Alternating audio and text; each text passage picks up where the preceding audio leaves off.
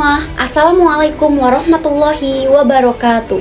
Perkenalkan, saya Opi Agustina, mahasiswa dari Sekolah Tinggi Ekonomi Islam Prabu Muli, program studi ekonomi syariah semester 3. Nah, teman-teman, di sini saya akan membahas materi tentang teori permintaan dan penawaran dalam Islam. Tugas ini bertujuan untuk memenuhi tugas ujian tengah semester mata kuliah Ekonomi Makro Islam. Nah, sebelum kita masuk ke pembahasan, kita bahas dulu apa yang dimaksud dengan permintaan dan apa yang dimaksud dengan penawaran. Yuk, mari kita bahas. Islam memiliki konsep permintaan dan penawaran yang mirip dengan ekonomi konvensional, tetapi dibatasi oleh nilai moral, syariah, dan keadilan. Tujuannya untuk apa? Tujuannya untuk menciptakan pasar yang bersih, adil, dan bebas dari ekspoliasi. Nah, sekarang kita bahas apa itu pengertian permintaan. Nah, teman-teman, di sini yang pertama kita akan bahas apa itu permintaan. Jadi, permintaan itu adalah keinginan seseorang untuk membeli barang atau jasa dengan kemampuan membayar, namun dibatasi oleh prinsip halal, thayyib, dan tidak berlebihan. Artinya, dalam Islam seseorang boleh membeli apapun asal halal dan tidak terlalu boros. Selanjutnya, di sini ada pun prinsip pemerintahan di dalam Islam. Yang pertama, hanya barang atau jasa yang halal. Barang haram tidak dianggap pemerintahan sah. Yang kedua, tidak berlebih-lebihan atau disebut dengan anti-israf. Walaupun kita mampu membeli, tidak boleh boros atau tidak boleh berlebihan. Yang ketiga, keadilan dan tidak merugikan pihak lain. Tidak panik buying, tidak melakukan penimbunan. Yang keempat, itu memprioritaskan kebutuhan. Islam mengutamakan kebutuhan pokok sebelum keinginan. Jadi utamakanlah atau penuhilah dulu kebutuhan pokok, baru memenuhi keinginan. Selanjutnya di sini faktor-faktor yang memengaruhi permintaan dalam Islam. Yang pertama, hanya barang atau jasa yang halal. Artinya, permintaan dalam Islam hanya berlaku untuk barang dan jasa yang halal. Barang atau jasa haram tidak dianggap permintaan yang sah, walaupun diminati banyak orang. Kenapa? Karena Islam membatasi konsumsi agar menjaga yang pertama kesehatan, yang kedua akhlak, yang ketiga kemaslahatan masyarakat. Contohnya permintaan miras, narkoba, judi itu tidak sah dalam Islam. Permintaan beras, pakaian, jasa, transportasi itu yang disebut sah. Artinya, faktor kehalalan menjadi penyaring utama permintaan dalam ekonomi Islam. Yang kedua, tidak boleh berlebihan atau disebut anti-israf. Walaupun seseorang mampu membeli banyak barang, Islam melarang konsumsi berlebihan. Ini mengurangi permintaan yang tidak perlu. Dampaknya apa? Yang pertama, konsumen hanya membeli sesuai kebutuhan. Yang kedua, permintaan tidak mengikuti hawa nafsu. Yang ketiga, mencegah pemborosan dan krisis sumber daya. Yang ketiga, keadilan dan tidak merugikan pihak lain. Artinya, Islam menekankan bahwa konsumsi tidak boleh merugikan orang lain. Karena itu, permintaan pada barang atau jasa yang merusak, menipu atau mengganggu orang lain tidak dianggap sah. Contohnya, contoh perilaku permintaan yang dilarang. Yang pertama, panik buying yang membuat orang lain tidak kebagian barang. Yang kedua, membeli barang dari pedagang yang menipu atau karena ikut membantu ketidakadilan. Yang ketiga, membeli barang curian. Islam menuntut keadilan dalam transaksi sehingga permintaan harus menciptakan kemaslahatan, bukan merusak.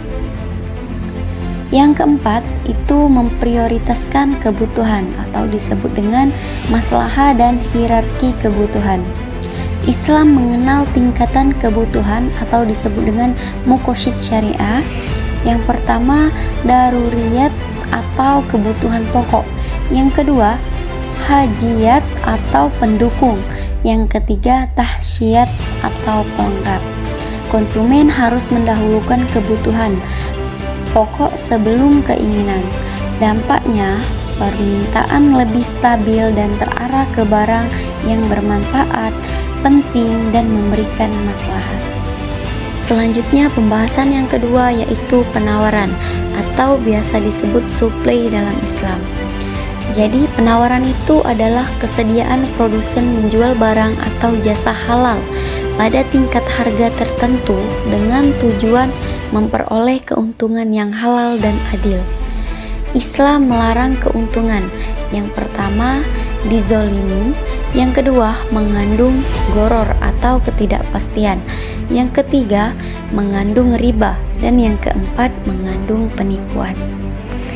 Nah, selanjutnya di sini ada pun prinsip penawaran dalam Islam. Artinya, penawaran dalam Islam hanya diperbolehkan untuk barang dan jasa yang halal. Contohnya, halal zatnya, halal cara memperolehnya, halal proses produksinya.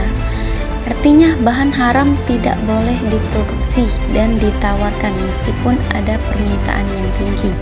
Contohnya, makanan halal, pakaian, alat elektronik, layanan transportasi, itu contoh yang halal. Contoh yang haramnya, miras, narkoba, daging babi, judi online, jasa maksiat, atau yang lain-lain. Maknanya, penawaran hanya dianggap sah secara syariah jika barangnya bermanfaat dan tidak merusak masyarakat. Yang kedua, tidak menipu kualitas barang. Artinya, Islam melarang pedagang menipu kualitas barang. Karena itu termasuk goror atau ketidakjelasan dan tadlis, yaitu penipuan. Produsen atau penjual itu wajib mengatakan kondisi barang yang sebenarnya, tidak menjual kualitas palsu, tidak menyembunyikan cacat, dan tidak membuat pembeli salah paham. Contohnya, misalnya mengatakan bahwa misalnya ada jual HP second, ada kerusakannya ataupun goresannya, dan memberi informasi jujur tentang kualitas beras. Mengatakan barang KW sebagai barang original dan menyembunyikan kerusakan agar barang tetap terlihat bagus. Maknanya, kejujuran dalam penawaran menjaga kepercayaan pasar dan mencegah kezoliman. Yang ketiga, tidak mengurangi timbangan atau ukuran. Ini adalah larangan keras dalam Islam. Menjual dengan timbangan atau ukuran yang dikurangi, yaitu termasuk kecurangan, penipuan, dan dosa besar. Pedagang wajib memberitahu timbangan yang benar, ukuran yang tepat, dan kualitas sesuai harga. Contohnya, menimbang beras 1 kilo sesuai takaran, mengukur meter kain dengan benar. Itu sebagai contoh. Kalau contoh negatifnya, mengurangi timbangan diam-diam dan mengurangi ukuran minyak goreng dalam botol.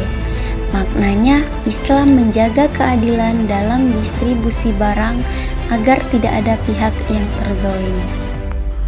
Yang terakhir itu tidak melakukan iktikar atau penimbunan. Iktikar itu adalah menimbun barang dengan sengaja untuk mengurangi jumlah barang di pasar, menaikkan harga secara tidak wajar, dan mengeksploitasi kebutuhan masyarakat. Ini dilarang dalam Islam karena merugikan pembeli dan merusak stabilitas harga. Contoh tindakan iktikar yang pertama, menimbun beras saat musim paceklik. Menunda menjual kebutuhan pokok demi keuntungan besar. Nah, makna dari prinsip ini, Islam mendorong menawarkan yang adil, lancar, dan tidak merugikan masyarakat, terutama barang kebutuhan pokok. Dan selanjutnya, tidak melakukan monopoli. Jadi dalam Islam monopoli dilarang karena menimbulkan ketidakadilan, eksploitasi, dan kerusakan ekonomi. Contohnya itu misalnya menaikkan harga seenaknya karena tidak ada pesaing. Dan yang terakhir, keuntungan harus wajar. artinya mengambil keuntungan itu boleh dalam Islam, tapi sewajarnya aja atau sesuai kualitas, tidak boleh berlebihan.